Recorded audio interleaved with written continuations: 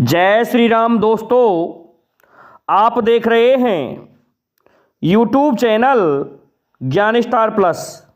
तो दोस्तों, आप सभी का हार्दिक स्वागत और अभिनंदन। देखिए दोस्तों, आज हमने आपके लिए कमेंट चुना है श्रीमान पप्पू कुशवाहा जी का। और पप्पू कुशवाहा जी का एक बार हम आपको कमेंट पढ़ देते हैं। कमेंट इस प्रकार से है कि 8 चरण धरनी चलें, शोवर नैन 36, बिना बिहाए पुत्र को नौमुख देत आशीष। देखिए दोस्तों, बहुत ही सुंदर पहेली है, अच्छा कमेंट है श्रीमान पप्पू कुशवाहा जी का। और आज हम इनके इसी कमेंट का उत्तर देना चाहते हैं। परंतु दोस्तों, एक खुशखबरी भी सुना देते हैं कि हमारे चैनल पर खुल चुके हैं अफिलिएट प्रोग्राम। तो आप कोई भी वस्तु मंगाना चाहें तो हमारी लिंक पर जाएं जो डिस्क्रिप्शन में मिलेगी, उससे कोई भी वस्तु मंगा भी सकते हो। उसमें आपके लिए फ्री डिलीवरी मिलेगी जो आप तक पहुंच जाएगी। केवल आपको वस्तु का ही चार्ज देना पड़ेगा। देखिए दोस्तों, और जो हमारे चैनल पर नए श्रोतागण हैं उनसे भी निवेदन है कि वे हमारे चैनल को सब्सक्राइब ज़रूर कर दें, साथ ही बेल आइकन को भी प्रेस कर दें, जिससे कि आने वाले वीडियो का नोटिफिकेशन आपको मिलता रहे। तो देखिए दोस्तों, आते हैं मुख्य कथा वस्तु पर और इसका एक बार शाब्दिक अर्थ भी करते हैं कि 8 चरण धरनी चले, शोवर नैन 36।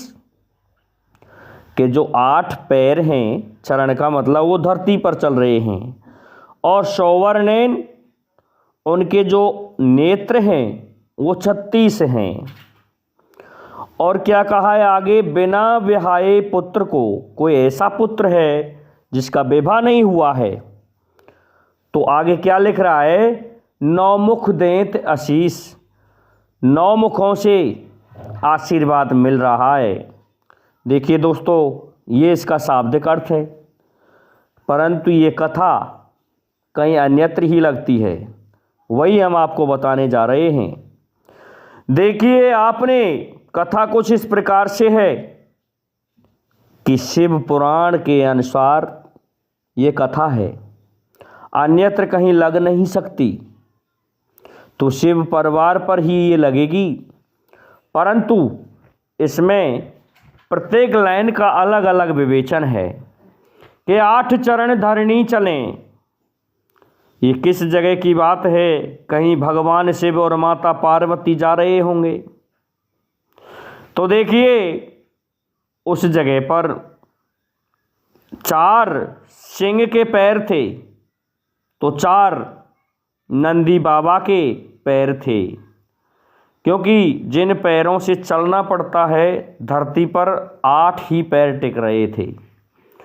तो ये 8 पैर धरती पर चल रहे थे, नंदीश्वर महाराज के और सिंह के, जिन्हें स्वयं सोम नंदी कहा गया है। तो दोनों सवार थे अपने अपने वाहनों पर, और क्या लिखा है, ये दोनों जा रहे हैं। फिर आगे की लाइन का अलग विवेचन है कि शोवर नैन 36, अर्थात इनके शोवर कहते हैं पूरे परिवार को। इनके संपूर्ण परिवार को मिलाया जाए तो इनके नेत्र 36 बैठते हैं। 36 कुछ इस प्रकार से बैठते हैं कि भगवान शिव कहीं पंचेश्वर भी बन जाते हैं। और जब ये पंचेश्वर बनते हैं, 5 मुखों वाले बनते हैं, तो देखिए दोस्तों, 5 के दुगने 10 हो जाते हैं। और वैसे भी त्रिनेत्र वाला जो एक नेत्र और होता है उसकी गिनती करते हैं तो भगवान शिव के नेत्र 11 हो जाते हैं। अब देखिए दोस्तों, फिर लगाइए आप, इनके बड़े पुत्र कार्तिकेय के 6 मुख थे, इसलिए इनके नेत्र कितने हो गए?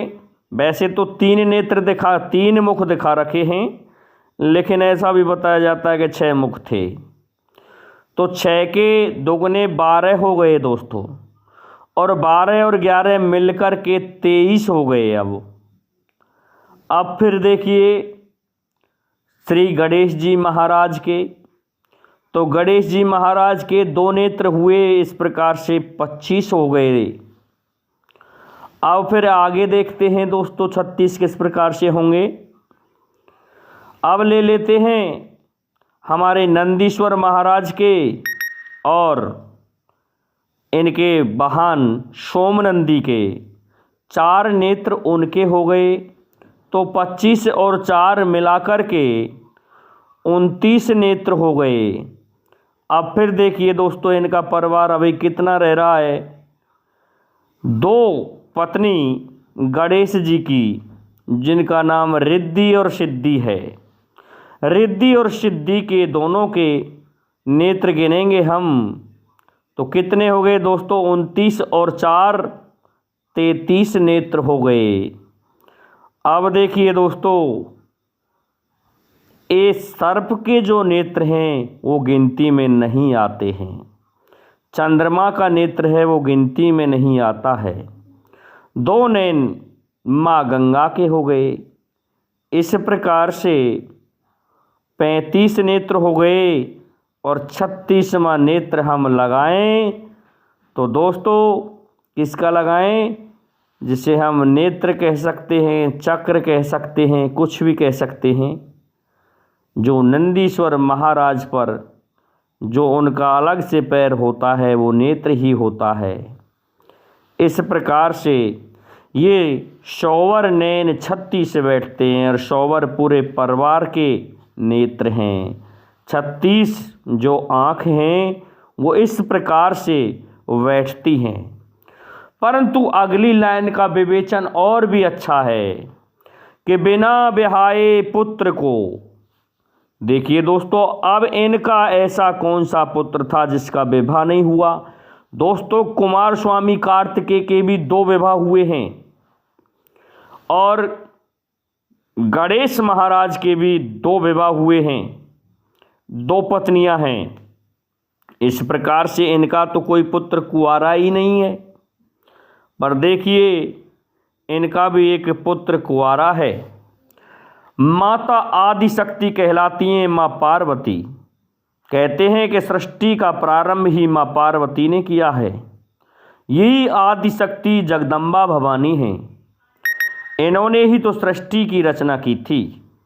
इन्होंने सृष्टि की रचना करते समय कहते हैं कि इनके हथेली में 4 फपोले या छाले हो गए और उन छालों में से सबसे पहले देखिए दोस्तों कौन निकला था?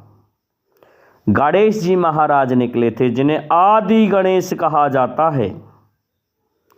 और देखिए आदि गणेश जी और ये गणेश जी माँ पार्वती के गणेश जी ये दोनों अलग अलग हैं।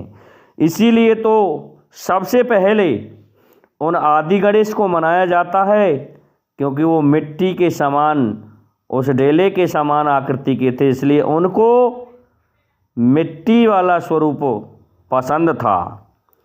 तो उनसे कोई शर्त रखी माँ जगदम्बा ने, तो उन्हें मिट्टी का बना दिया था। और क्या हुआ? उसके पश्चात इन तीनों देवों को प्रकट किया, ब्रह्मा विष्णु और महेश को, अलग अलग फपोले छाले में से। और जिसने भी उनकी शर्त को नहीं माना, शर्त ये थी कि तुम मुझसे विवाह कर लो, उसको भी छुपा दिया इस प्रकार से। लेकिन कहते हैं भगवान शिव ने उस शर्त को मान लिया था। और भगवान शिव ने जब इस शर्त को माना तो क्या कहा कि ऐसा है, अब आप इस सृष्टि में ही कहीं जन्म लें, अब तो आप हमारी माता के स्वरूपा हैं, इसलिए हम आपसे विवाह नहीं कर सकते। हम आपसे तब विवाह करेंगे जब आप कहीं इस सृष्टि में अन्यत्र जाके जन्म लो या प्रकट हो।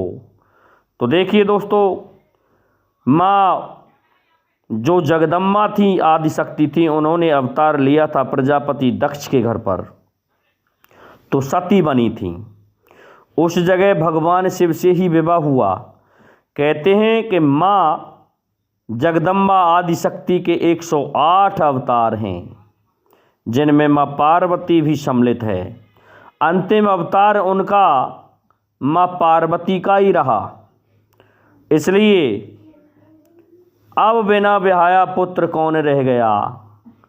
देखिए दोस्तों, जब ये सृष्टि की बात मान ली गई भगवान शिव की आदिशक्ति के द्वारा, तो उन जो 2 देवता थे उनको भी प्रकट किया गया, भगवान ब्रह्मा और विष्णु दोनों को।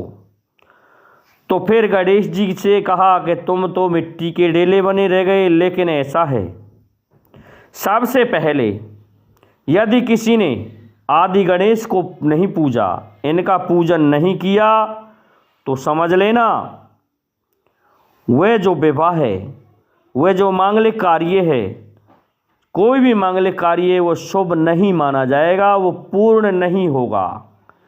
इसलिए सबसे पहले गणेश जी महाराज की पूजा की जाती है। और इन्हीं गणेश से उत्पत्ति देखिए दोस्तों, मिट्टी को ही तो पुजवाया है सबसे पहले इस सृष्टि में, जिसे हम प्रजापति या कुम्हार कहते हैं, उसकी मिट्टी को पुजवाया है, वो इसीलिए पुजवाया है।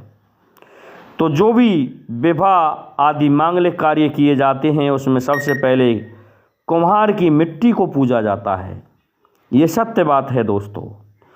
तो देखिए, बिना ब्याहे पुत्र को, तो वो जो आदि गणेश हैं उनका कोई विवाह नहीं हुआ था, माँ पार्वती के गणेश का विवाह हुआ था। इसलिए उनको माँ आदिशक्ति जगदम्बा भवानी ने आशीर्वाद दिया। तो 9 मुख, देखिए दोस्तों, 9 मुख किस किस के हुए कि 5 मुख भगवान शिव के। उस समय सृष्टि ज्वलंत अवस्था में थी, तो उस समय 5 मुख थे भगवान शिव के, और 1 मुख माँ जगदम्बा भवानी का। और दोस्तों 2 भगवान श्री हरि विष्णु और ब्रह्मा जी के मुख। इस प्रकार से दोस्तों कितने हुए, 6 और 2 8 हो गए। और दोस्तों अंतिम चरण जो आता है वो माँ जगदम्बा का ही आता है, इसीलिए उनके 9 स्वरूप हैं। उन 9 स्वरूपों से को धारण करके गणेश जी महाराज को, जिनका विवाह नहीं हुआ था, उनको आशीर्वाद दिया था। ये गणेश नहीं दोस्तों जिन्हें आदि गणेश कहा जाता है, उनके लिए आशीर्वाद दिया था। बाकी इन गणेश जी का तो विवाह हुआ है रिद्धि सिद्धि के साथ में। तो ये दोस्तों श्रीमान पप्पू कुशवाहा जी की जो पहेली है यहाँ आकर के लगती है। तो मैं समझता हूँ दोस्तों आपको हमारा वीडियो पसंद आया होगा, इसलिए अब आप सभी से मेरा निवेदन है कि आप हमारे इस वीडियो को लाइक, शेयर और सब्सक्राइब करें। साथ ही बेल आइकन को भी प्रेस कर दें, जिससे कि आने वाले वीडियो का नोटिफिकेशन आपको मिलता रहे। दोस्तों जय हिंद, जय भारत, जय जय श्री राधे।